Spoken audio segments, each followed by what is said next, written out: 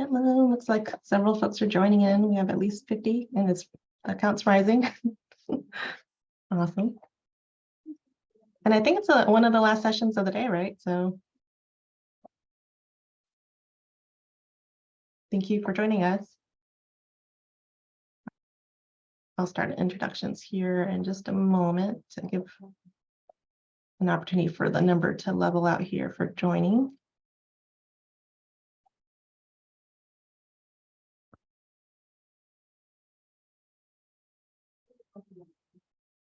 Okay, all right, I'll go ahead and get started. All right, well, hello, and thank you so much for joining us for this session. My name is Amy Castillo, and I'll be moderating the session. I'm glad to welcome Kim Duckett, Kaitlin Kehnemuyi, and Hilary Davis from North Carolina State University Libraries, and they'll be presenting Don't Retreat from Retreats, Person-Centered Retreat Design, a Participatory Discussion.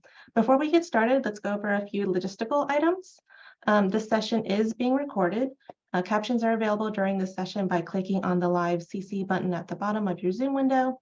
Thank you to Jason Cunningham for providing these. Please use the Q&A feature for any presentation questions. You can choose to do this anonymously. There will be 10 to 15 minutes for the Q&A session at the end of the presentation. Please use the chat for general comments or technical issues. Nicole Thomas will be monitoring the chat for any questions and comments. Nicole also will be adding some links into the chat. One is for collaborative resource sharing. If you think of a related reading, podcast, video, or something else, please share it with us in COM's recommended resources shared Zotero. And then the link to the the conference code of conduct will also be shared as well. So now I will turn it over to our presenters. Thank you, Amy, and thank you to Nicole and James. Was it James, right? This is who's doing the captioning for us. Thank you for all your support today. So I'm Kim Duckett, and we want to welcome you. We're excited that you decided to join us for this session focused on creating retreats. We've used the term participatory for discussion because although we're going to share some of our ideas with you, we also really encourage you to share your ideas liberally in the chat and through our Q&A time at the end. After this session, we're going to be pulling some of the nuggets of good stuff that y'all share in the chats into a document that we've put together, because we actually have some prompts and questions for you, and we want to make sure we can organize that. And we'll also be sharing a worksheet that help you focus on your retreat's purpose and goals, a retreat planning checklist, and a set of facilitation techniques and activities that you can build upon.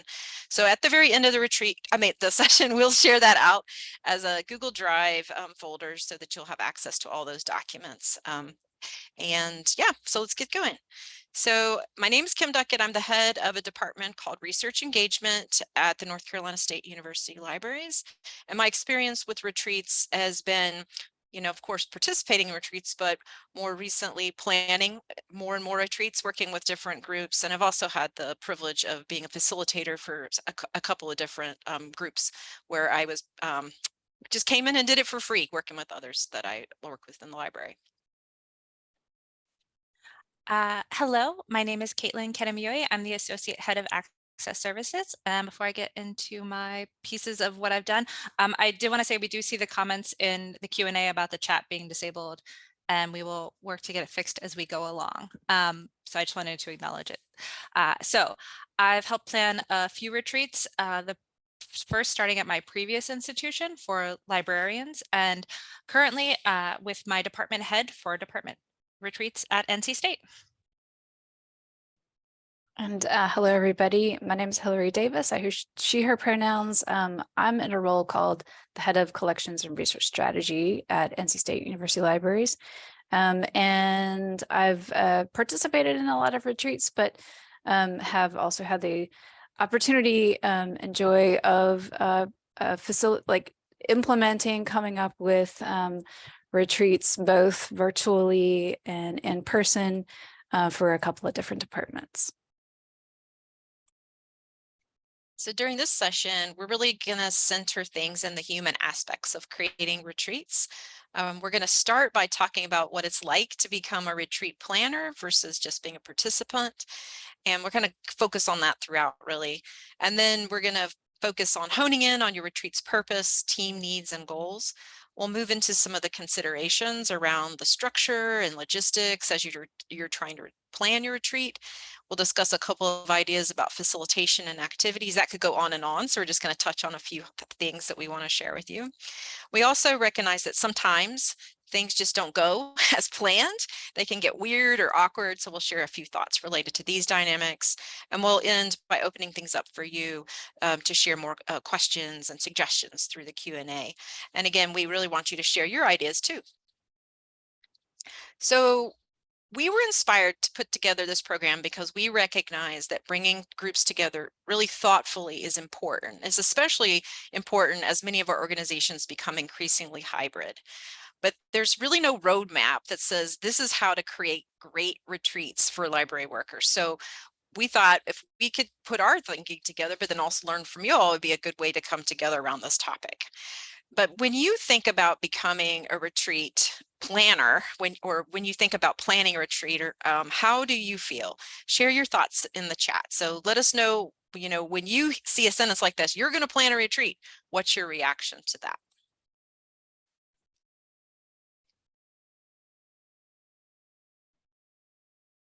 And I just want to stop for a second and ask about the chat being enabled. Is it enabled yet for everyone? Someone can put it in the Q&A to let us know. Kaitlin, Yeah. Nicole and I are trying to get that. Okay, gotcha, no problem. If y'all want to use the Q&A function, can y'all see that as well, just as a backup? Yep. So instead of chat, maybe if you want to put how you feel in the Q&A, that way we can see how you're feeling.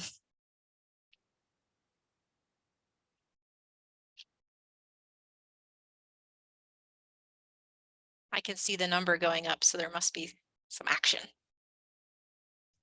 Some overwhelmed, some deer in the headlights, terrified, dread, a bit anxious. Yeah. Someone's excited. I love planning things. That's great. Yeah, so a mix of emotions, but a Yes. lot of it is kind of, oh my gosh, this is a daunting task, right?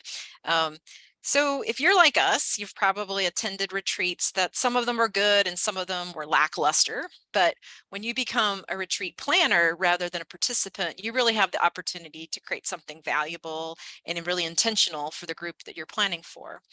But like I said, there's no single handbook as far as we've found, or some sort of class that you can attend. A lot of the content out there tends to focus on non-library groups, but you can still pull together a lot of good ideas from here and there, including in a session like this where people can share ideas. So it definitely can feel daunting. And even if it feels exciting to you, it's just recognizing that it is a lot of work, but there can be a lot of payoff. But it's also a skill, and it does get easier with experience.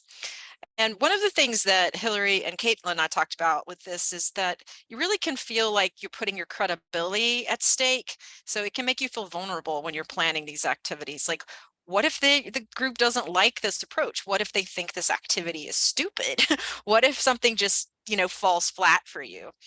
So we're just going to encourage you to set all those worries aside and do your best to create a gathering that has a good purpose and goals and brings people together meaningfully to connect and to share. There's really no perfect retreat, but there is a striving to put together something good and useful and intentional for others. So first you have to consider, why do you even want to have a retreat? What's the purpose and what are your goals? As Priya Parker, the author of The Art of Gathering, says, there are so many good reasons for coming together that we often don't know precisely why we are doing so. Parker offers valuable insights into really drilling down into why you want to gather people together. And we definitely recommend taking a look at her book or listening to her on podcasts. And I'm going to refer back to her in a bit. But we were thinking, what are some good reasons for a retreat? So why gather? There are many good reasons, and we've shared a few here. So maybe you want to work on team building or goal setting. Maybe you want to create time and space away from the daily flow in order to reflect as a group. Maybe you want to celebrate your accomplishments, or maybe you want to use an assessment tool like StrengthsFinder, or have a facilitated type of team building activity. And there's more and more different reasons you could come together for a retreat. And you also want to think about what your group needs right now. A retreat offers a great opportunity to be together for a sustained amount of time outside our daily workflows. But maybe like Kaitlin's department, which is spread out across 2 different huge libraries and has different shifts, maybe you need to have a special way to bring people together in this intentional way to overcome those distinctions and how they work. Maybe your team needs time to focus on the group's identity. Maybe you need to work together on goals or a shared sense of purpose. Maybe you need a big amount of time to focus on team accomplishments and celebrate them in some sort of structured way that's not exactly like a party, but has different kinds of structure to it. Maybe your group really has some issues you need to work out together, or maybe you need some time for collective healing. So there's lots of different reasons.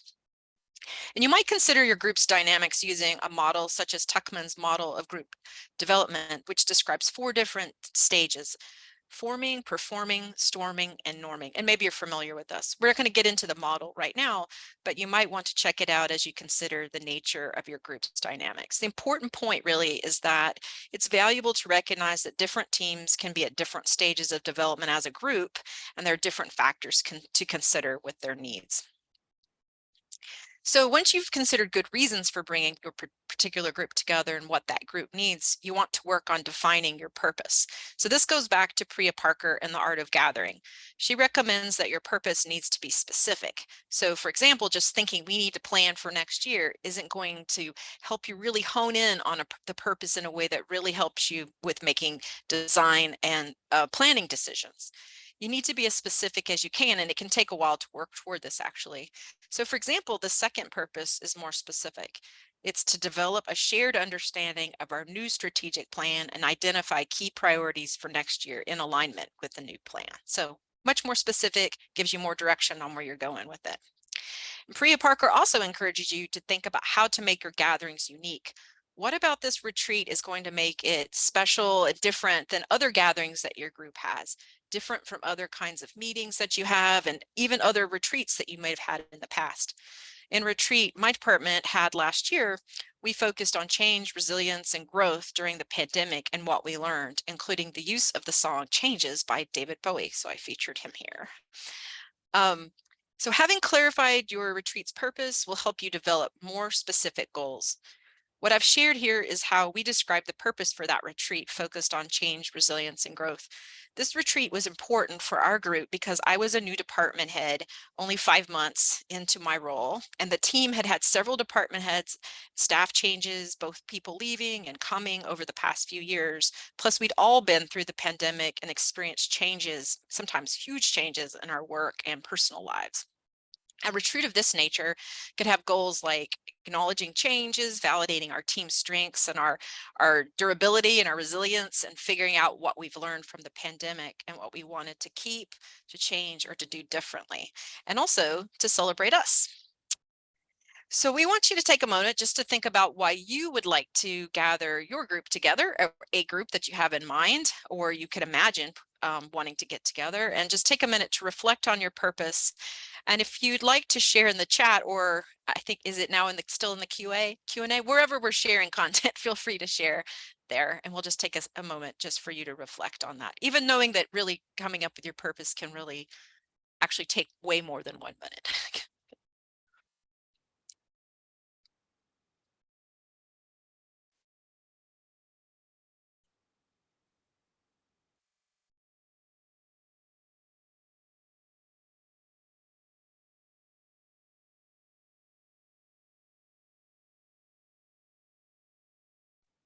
So we're seeing a few things come through, using retreats for planning for the year ahead. Exploring psychological safety, improving collegiality, camaraderie, goal setting, and values creation. That definitely resonates. Celebrating good work everyone's done, reconnecting. Awesome. That's all great. Yeah, that's great. So also to help you with organizing your ideas, we created a retreat purpose and goals worksheet that you can make a copy of and use on your own. So Kaitlin's going to drop that into the chat so you can have access to that. And again, just in case anyone joined late, we're going to share a whole folder of materials at the very end as well.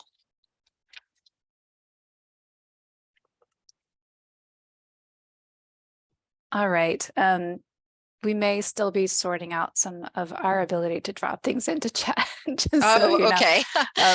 I'm so glad that others can contribute. So if you feel like we should have dropped something into chat and we haven't, don't worry. We'll actually have a super simple link at the very end, which will be on a slide, which you can take away with you. Okay, so we're gonna take a little time to talk about structure and some like nuts and bolts logistics. All right. So Kim talked about purpose, and the purpose of your retreat can definitely inform the structure of your retreat, such as who needs to be there, your team, of course. But do you want to invite your boss or your director to say something to kick off the retreat? Or would you want to invite a facilitator to guide a specific session during the retreat? Maybe it's on ideation or values alignment, team building. And then what roles should people play who are joining in your retreat? So depending on the purpose, there could be a role for everybody on your team. And inviting every person to have a role gives them a chance to be more than just a participant. So maybe you have someone that you want to lead the group on an exercise to get grounded in the theme of the retreat. Or maybe you want someone to play the role of making sure the group stays open-minded during an ideation session, just to make sure that all ideas get aired and not shut down straight away. Or maybe you want someone who will remind the group to ask, will this matter? Will this be impactful for a particular stakeholder group once you're into the sort of like sorting out the details of an idea?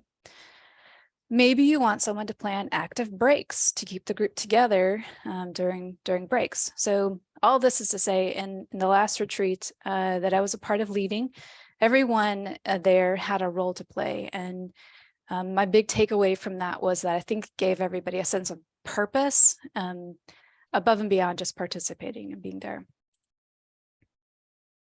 All right, so we'll talk about location for a minute. We've done, all three of us here have done some virtual Zoom retreats as well, but we're gonna center our topic on in-person retreats.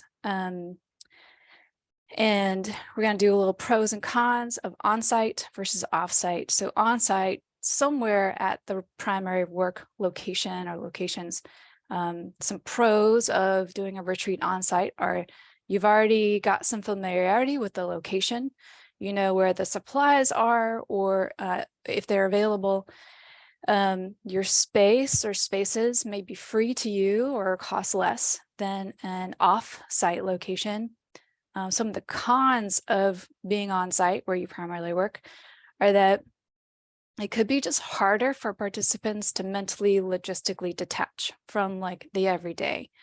And then for the offsite, you're away from work, you're a different location than you all normally work at. So some pros of an offsite location are you can get away from the site of reaction to things. It might even spur different thinking. And some cons of an off-site location are it's probably going to take additional planning to learn about the new spaces, access to bathrooms, parking, technology. You might have to reserve the space way ahead of time, and it might cost some money. All right. So each of us have done off-site retreats recently. Some locations that we've used are the local Arboretum. There's some co-working spaces in the area, another regional library even, an entertainment or a game venue, and a local park. So there's loads of ideas about offsite locations, but deciding which one comes down to some other key aspects of the purpose of your retreat. So do you need your team to have a quiet space for deep thinking, or do you need a more energetic space for like high-spirited activities? Do you need access to a sink or refrigerator? Super practical. Do you need an indoor space attached to the outdoor space? Maybe both. Then you got to take into account weather conditions. Do you need technology like a projector and a screen and a microphone? And how available is that technology in this offsite location?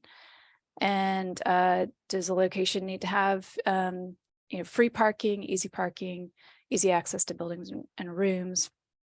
So if I could share in the chat this question, we would, but I'd like if you have some favorite offsite location ideas that you've tried or you've experienced, please put them in the chat for about 20-30 seconds. So we are able to share in the chat now, and I was able to share the previous file with everyone, as well as the question, and there's some great answers. I thought planetarium was my favorite, but now it's maybe baby goat therapy farm. That might be taking first place. These are wonderful. Art museums, great. Yeah. All right, so you're starting, the retreats are really complex and there are so many logistics. We're going to jump into a round of logistics in the next few slides. All right, first we'll talk about budget. You're probably going to have to request some money to pay for your retreat. If you're doing food or drinks, you need supplies, you need to rent a space, you need to hire a facilitator, pay for parking. That's all going to be part of your budget. And you may need to communicate the justification for this retreat and how it's going to benefit the library, especially if this is not a standard thing for your library. So be thinking about what that justification may look like as part of the ask for money. And for us, just as probably with anyone else, you're going to want to find out what your options are for funding.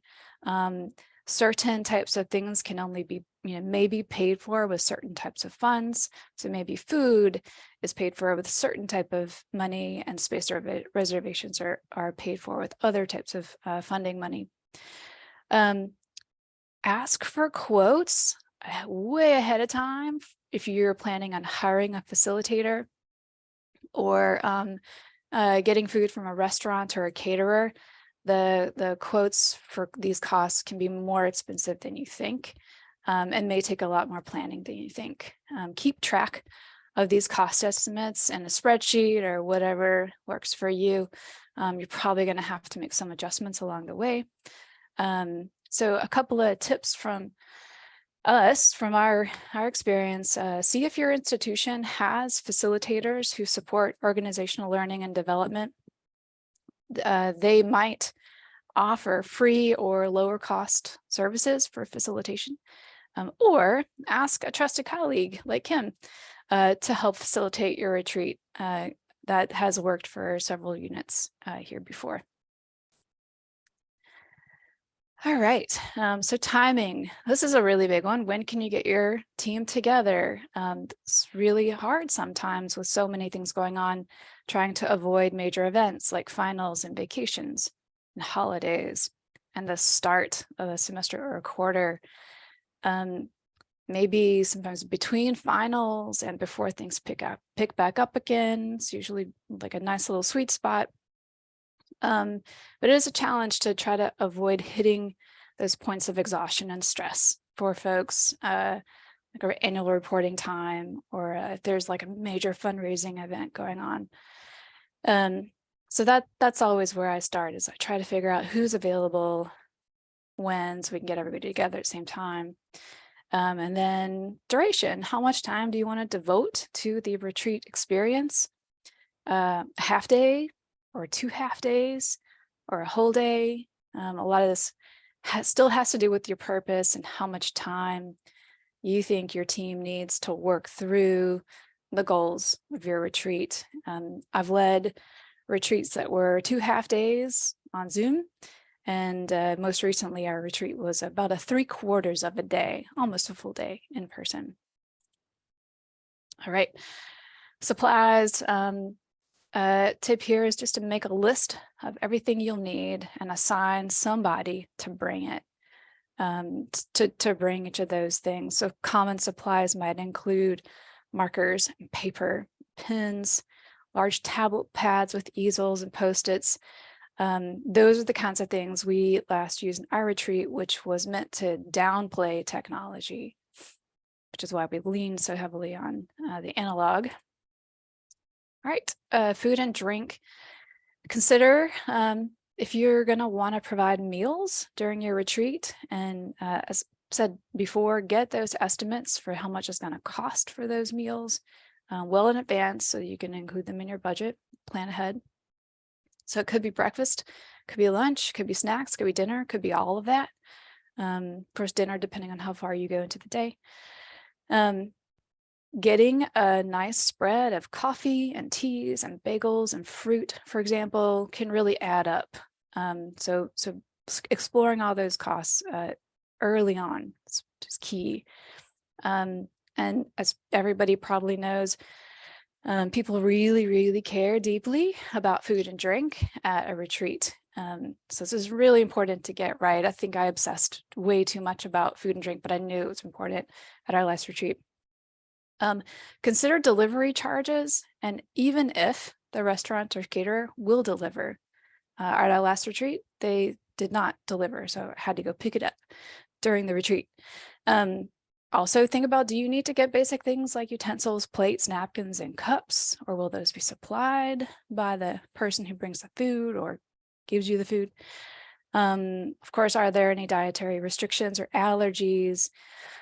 One thing we did at prior to our last retreats, we had our team fill out a little survey that gauged their food preferences, because we really wanted to make sure that our final choice was going to meet everybody's dietary preferences and restrictions. And I'll just say at our last retreat, this was in October, we had a patio right outside our retreat room where we just sat on picnic blankets and had lunch. And this was really the highlight of the retreat for me looking back. We let down our guard. We took a break from talking about work and just enjoyed being together. I feel like it was really a key moment for that whole experience to come together. And food was a major part of it. All right, technology. Decide ahead of time if you want to use technology, like if you need a projector, screen, certain applications, or if you want to limit the use of technology. It's okay to emphasize that the expectation is to not use technology. But if you do that, build in time for tech breaks so people can check their phones and email.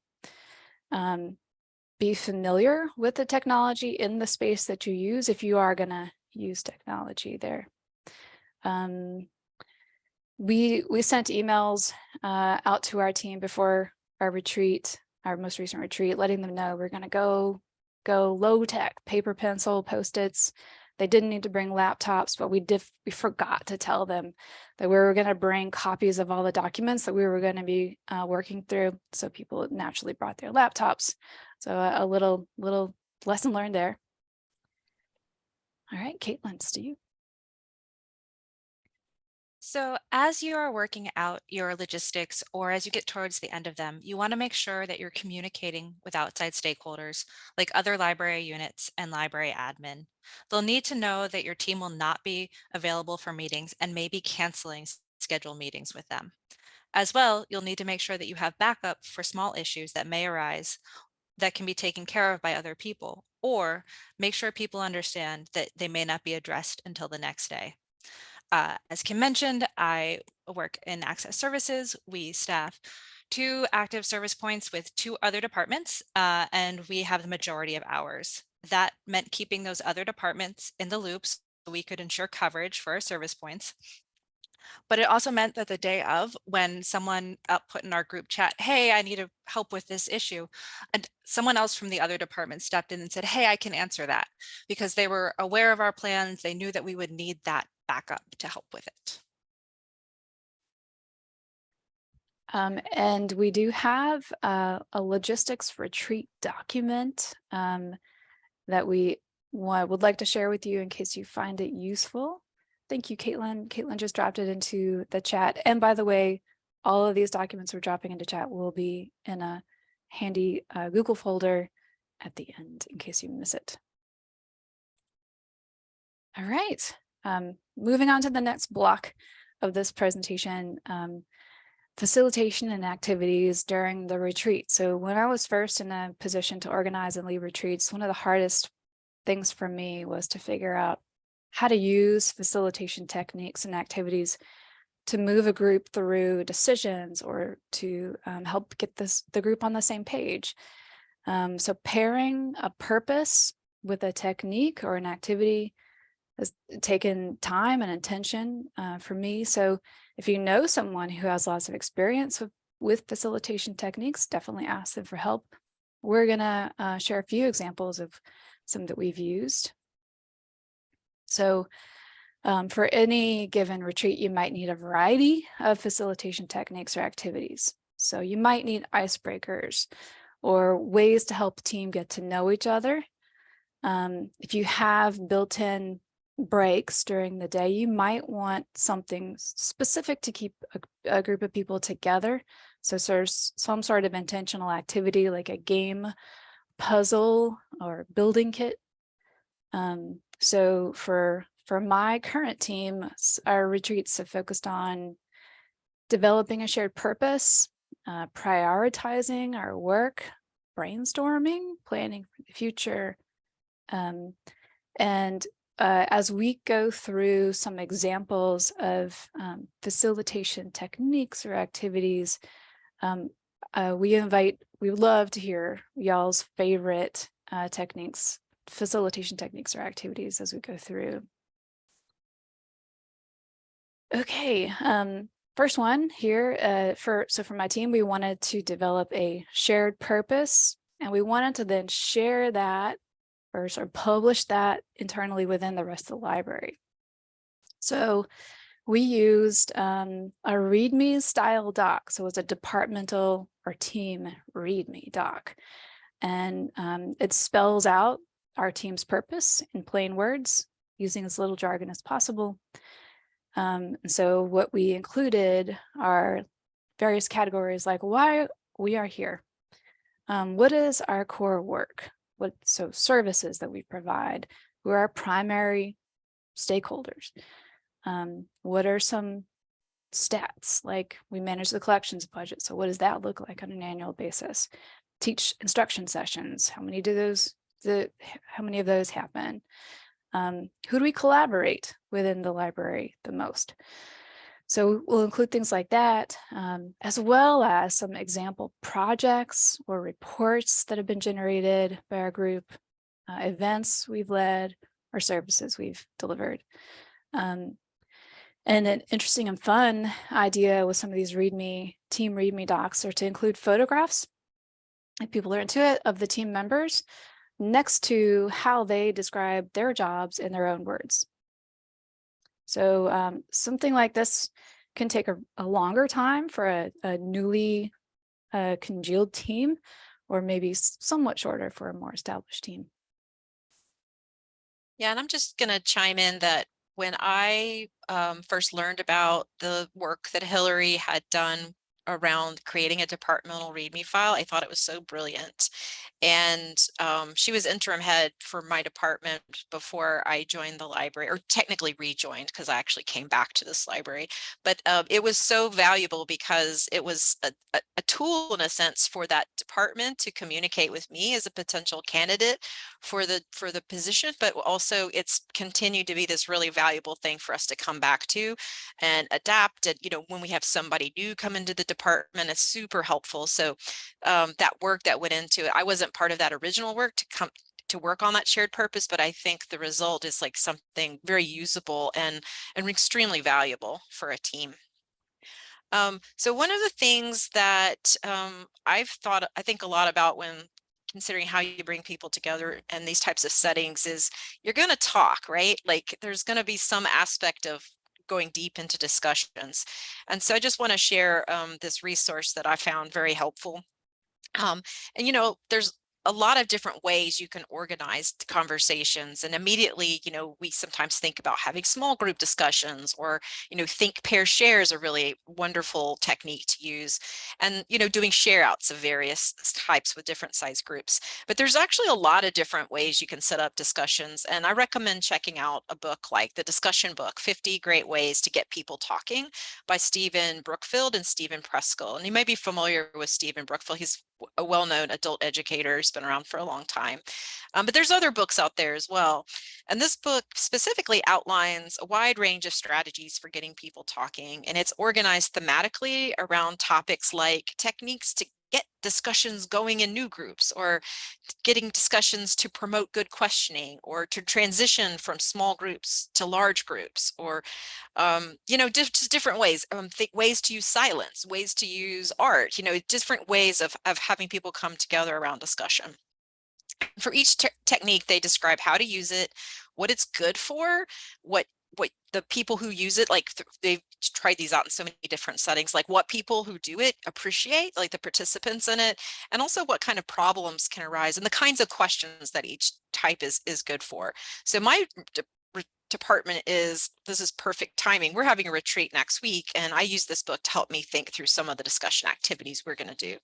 And one of those that I was inspired from this book about was finding ways for people to share appreciation with each other during the experience. So we're, I read about this in this book, and I knew we had to try it out because it's really really fits with my team. That our team really comes around celebrating each other a lot, and appreciating each other is something we find is a key value. But showing appreciation isn't always something that all people can do, comes easily to them or do naturally. So one of the things that we're going to have among our retreat materials is some prompts for people to think about different ways that they could show appreciation. So for example, it's just like a little handout that says, I want you to be thinking about, how you might share appreciation for when someone suggests a whole new line of thinking, or someone sharing an idea that was clarifying for you. So what we're going to do is we're going to be collecting these expressions of appreciation on sticky notes, and we're going to have them in a shared location where everybody can see them throughout the retreat. Turn it over to Kaitlin. And Kim, I just wanted to point out in the chat that Juliana organized a celebration station, kind of similar Oh, to, love that idea. yeah. So small groups are great for think, pair, share, but they can get pretty stale if it's the same group for every prompt, as well as it allows people to keep the same role. I'll always be the reporter, and you'll always be the speaker, and we all settle into our roles. And realistically, when I walk into a room, I'm going to go sit next to my work bestie and talk about the project that we were working on yesterday and the TikTok I saw yesterday that made me think of her. So it can be a little not encouraging of collaboration or working with new people. That is why I really love the concept of small group musical chairs. I will say it can feel like absolute chaos. There's a moment of panic in people's eyes when you tell them they have to stand up and find a new partner because they don't know who they're going to work with, and they don't know where they're going to sit. But lean into that chaos a little bit. It can be a little fun sometimes to watch people problem solve this way. And it's really interesting, and it helps people have new conversations, maybe talk to someone they haven't talked to before, or change up their role in the small groups that they work with. For new activities or projects, you might want to include some time to model the activity before sending people off to complete it. It can help with some of those initial questions when people get into small groups, like, hey, what are we doing again? What were you supposed to end up with at the end of this? At our winter retreat, we wanted to have small groups work on redoing our departmental or small team descriptions. And so as a large group, we worked on a sample project of looking at our department description to see how we would change and update it. I think that modeling can be really great to help people understand what they need to do. I've also seen it fail on occasion, so don't worry. It might not have been right at that exact moment. And maybe everyone was just really excited to get into the work and they didn't want to do the practice project. Just pivot to the small groups and move on. It's okay.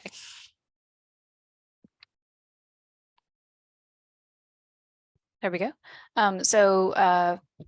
Wrapping up our retreat is one of the more challenging facilitation activities that I've tried to engage with. People are probably a little wiped out from all the mental and emotional work that they've done during the course of the retreat. So I've tended to use questions to ask my team and myself to reflect on the day, like, what did we learn? What is next?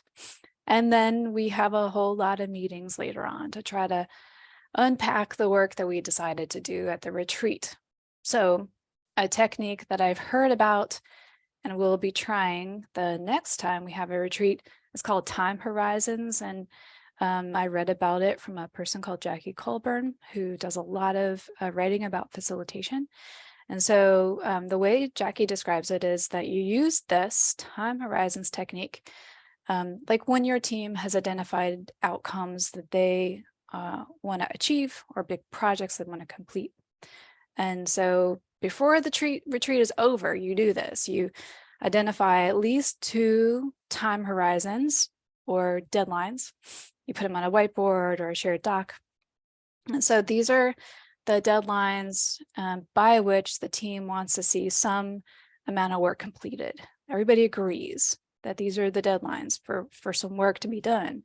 And then identify who will lead each action for the nearest term, for the nearest deadline, the one that's coming up the soonest. So the benefits are you get alignment and clarity on what needs to happen next, by when, and by whom. It seems super logical, but I feel like I've learned a technique that I definitely want to try the next time, just to avoid the long slog of emails that, meetings that end up happening after that. Also, to help you organize your ideas, we created facilitation techniques for retreat collection, which we hope you'll find helpful. So we'll drop it into the chat now. So it's here, the day of your retreat. You might be nervous or excited or both or neither. You've done so much planning to lead up to this point, and then you get into conversations and it can feel hard once in a while. I am not a professional facilitator. I'm guessing most people here are not professional facilitators, which is why we wanted to take some time to address some issues that may arise on the day and hopefully help with some tips to navigate those issues. You've asked a question, maybe your first question, and it feels like it just sinks to the ground. Anyone who has done instruction knows what I'm talking about, that silence. Do not give up. Remember, you have lived with this question in your head for weeks. This is the first time everyone else is hearing it. Give them some time to think through it and think about their answer. If you give time and it still feels like it's not going anywhere, give some examples to help move it along. There is such an urge when you first ask that question to fill the silence. Resist that urge. Give people a chance to think and step into the gap. You will never realize how long 30 seconds is until you allow 30 seconds of silence. So stressful, so hard, but you can do it. Distractions will happen. Even if you declare your retreat a tech-free, email-free zone, it will still creep in. People are getting messages on smartwatches all the time. I constantly have phantom phone syndrome, where I'm touching my pocket to make sure that my imaginary phone did not vibrate. And that's only one type of distractions. There's also my commute to work. Now I have 30 seconds to think about that thing my friend said to me yesterday, and I've got to remember to get milk on my way home. All of the other random things I have going through my head at any minute. One suggestion is to start the session with a moment of meditation or mindfulness. It can help people center their bodies and minds in this space. I know that leading this, if you're not well versed, can be scary. There are meditations on YouTube and Spotify if that's easier. As with teams, our brains often jump from subject to subject, and maybe people need a place to parking lot the random thoughts in their head. You can give them all a piece of paper so that they can write down those thoughts as they come to them throughout the day. I am a fidgeter. I have a hard time sitting in meetings and sitting still. But if you give me some paper and a pen to take notes or draw or doodle, I can sit all day long and engage in conversation. Remember, you will be having people sit for a large packed portion of this day. So make sure you schedule the breaks, not just for technology, but also for moving. It helps with the distractions. We all have been in meetings and know the moment when someone asks a question about topic A and you get an answer about topic J. And you know they connect, but you're trying to like figure out how the person got there. That's okay. If you feel like the conversation is starting to get too far off track, it's a good idea for the entire group to have a piece of paper that's a parking lot where you can put those concepts and ideas. You can give some space for the other idea, but remember, there are activities you planned and reasons you plan them. So put that idea there. Make sure people know that you're not forgetting it and you're not letting it go. You just want to focus on the conversation that you started. These topics often aren't brought up to derail the conversation. They come up naturally, and that's okay. On the other side, there may be comments that come up that address bigger issues and topics. I've had these questions or topics asked to me in retreats and have been in situations where others have asked them. The first thing to remember is while you are leading the retreat and probably a manager in the department, you may not have all the answers. These may be larger issues that you can't answer at this exact moment, and that's okay. Your job is not to help solve the problem. Your job is to help your group during this time. Take a moment to acknowledge the comment and see if folks want to talk about it on the spot or address it individually outside the retreat. It's okay to call a timeout and give the group a minute if needed, or redirect the conversation if people don't want to discuss it at the time. If people worried about it being forgotten but not ready to talk about it, make sure to mark it in the parking lot. If the decision is outside the retreat, if the discussion happens outside of the retreat, make sure to follow up on it, especially if there are people who are new or shocked by what the comment was. Give them some time to talk through it with you. I recently saw someone acknowledge an unexpected comment, give us space to talk about the issue, and acknowledge that we needed to address it. I'm sure it was scary to enact, but it was so powerful to watch and experience. As well, it created a huge sense of community within the group.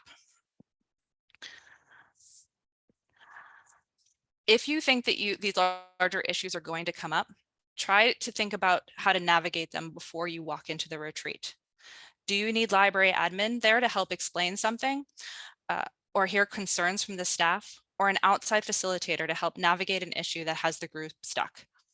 Having a new perspective can be really helpful, especially if it's something that the group has not been able to solve after a while.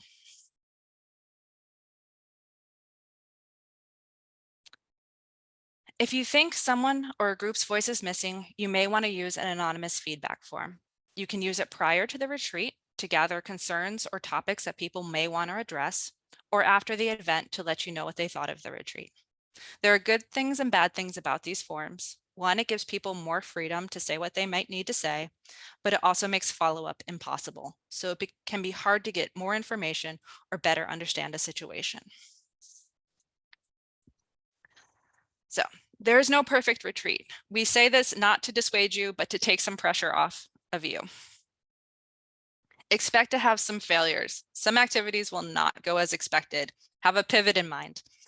Switch a group activity to a small activity. Some people are more comfortable with small activities. You've done all this planning so you can be flexible. It's time to start giving you some space and the day some space.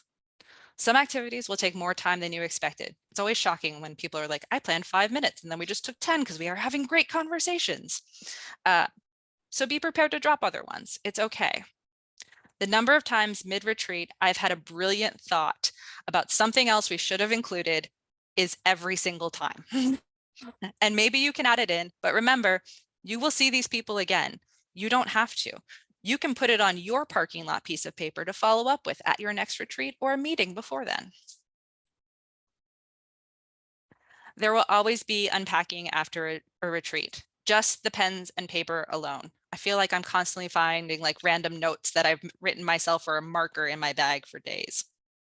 Devote some time to going through notes, thinking of next steps or takeaways, and what you would do next time. Maybe it's the next day or the day after that, but do it while it's still fresh in your mind, so you can make notes about what worked and what didn't. Set your future self up for success. Make sure to follow up on items you said you would from the retreat. It helps demonstrate to your team why these retreats are important. And I will say following up doesn't always have to be as instantaneously. I just followed up on something from our retreat in December. So as we get to the end of our presentation, we wanted to share some advice we have received and that we would share.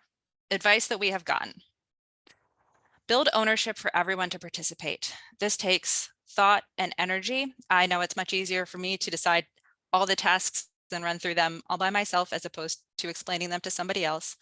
But asking someone to lead an activity or an event or walk or even bring snacks really helps build buy-in from everyone and makes your day more successful.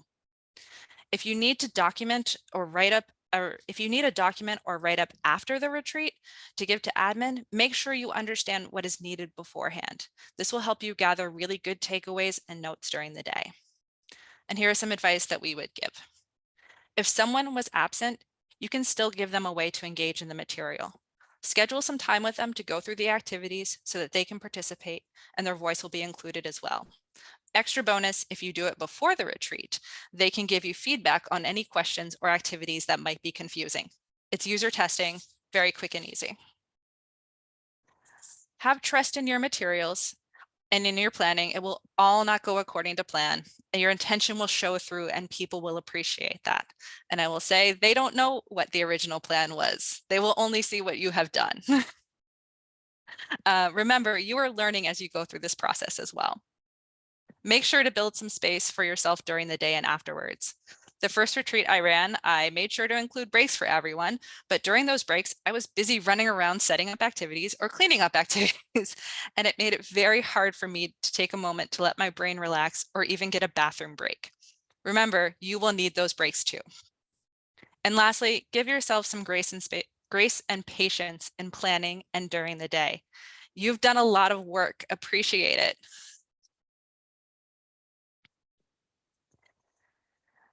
While there's not a lot about running a library retreat, there are a lot of great resources that helped us and hopefully you with this process. A few that we would recommend: The Art of Gathering, How We Meet and Why It Matters, Difficult Conversations, How to Discuss What Matters Most, the discussion book, 50 Great Ways to Get People Talking, Secrets of a Successful Organizer. This last one's about organizing, but I found it very helpful in thinking about how people connect.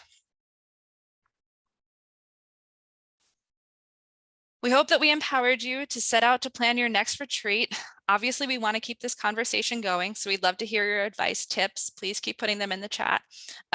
If you have questions and answers, please put them into the Q&A. And thank you all so much.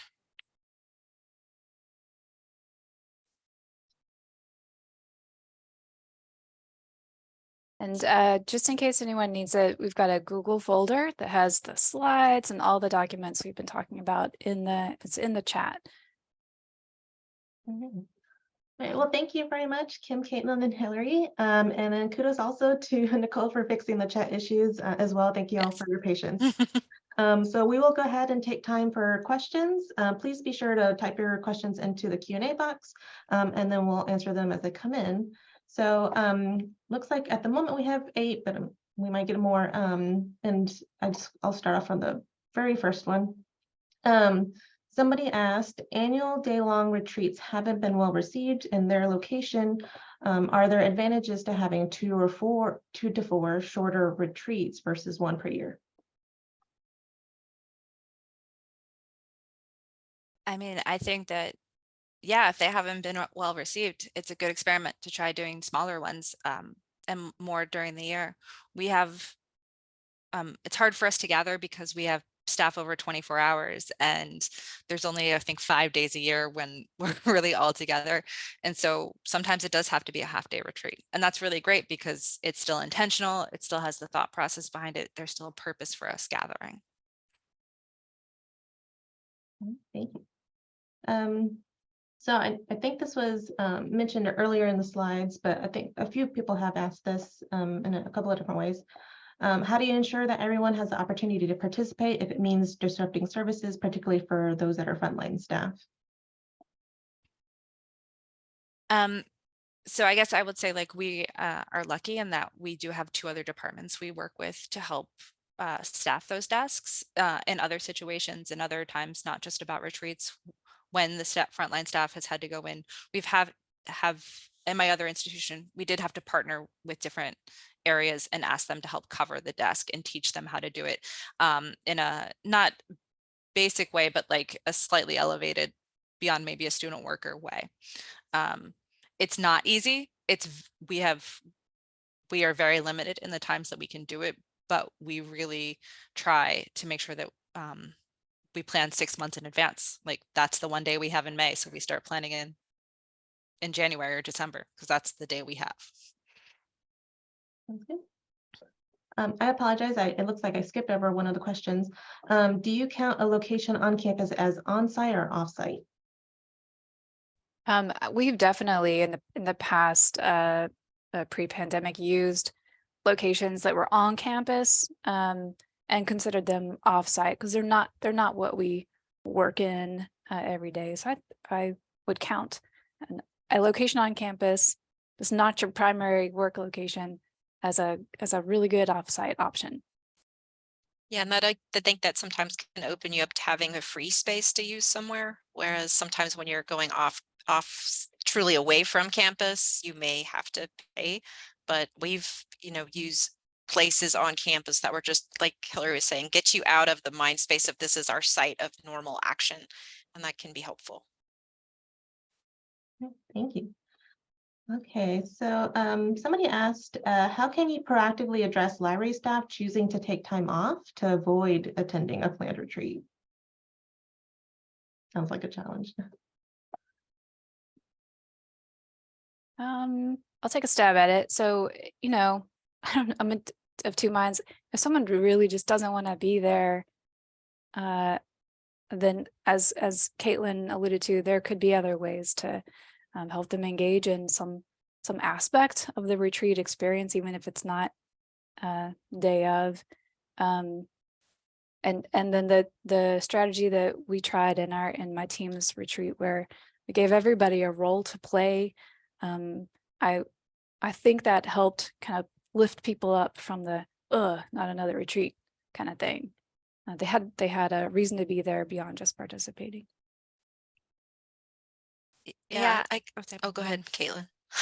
I was gonna say, I think part of it is like the reason that they don't want to attend also, which can make this a little hard to answer, because some people, I know for us, we have people who have concerns about COVID or health issues.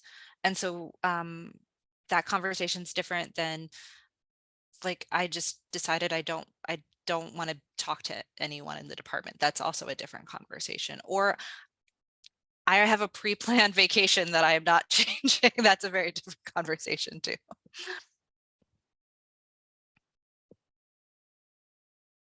Yeah, I was going to say the same thing, understanding a little bit more, if you can, about why they don't want to participate, and maybe, I think for some people, retreats might have a negative connotation if they've gone to them and not felt like they were very productive. So if sharing your purpose and the goals and making it really people-centered in what you're trying to do, like what in terms of getting together and showing how everything you're going to do kind of fits that, and that idea of having a role for somebody to help contribute to pulling it off and making it happen.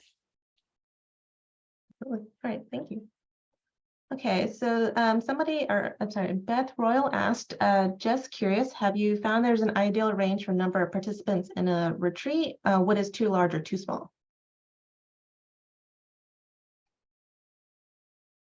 I think that really goes back to what is your purpose?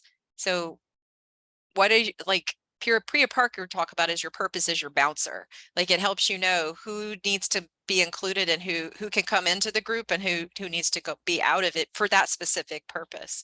So I think if you have a really big group, you're going to have to find ways to have them engage at different levels of interaction, I think. But again, like if you including all the people that need to be there, but not trying to be so inclusive, just like really making you question it, do they really need to be there, is a really important thing to think about. And I think Priya Parker's book does a good job in helping you think through those issues. All right. So we have a minute left, so I'll ask one last question. I apologize we didn't get to all of the questions here. And let's see here. One thing Juliana Panosa had put in the question here. One thing I struggle with as a facilitator is balancing activities that appeal to both introverts and extroverts. Do you have any tips on this?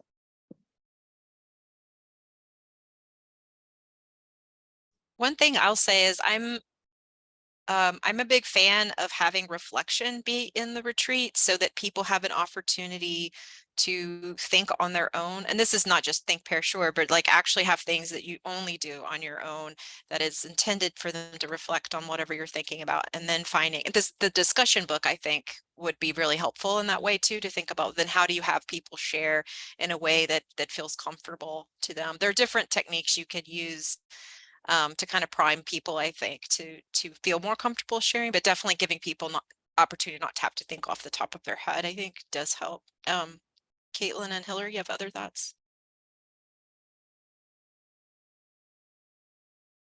Yeah, I think that's a great way to do it. It's also like thinking about the flow of your day, like it's not all extrovert, all introvert, it's like a mix of both. So people have time depending on who you are. Okay, well, thank you again, Kim, Kaitlin, and Hilary for answering those questions and for the awesome presentation. I'm looking forward to the resources that you shared. It was a pleasure to have you with us. Before we close the session, I would like to point out the evaluation survey that is available for you to complete. I'm certain the presenters would very much appreciate your feedback. You can find the link to the evaluation in the schedule. It's labeled feedback survey and is directly above the session's description. And again, thank you all for attending. We hope you have enjoyed this presentation. Have a good day. Bye, y'all.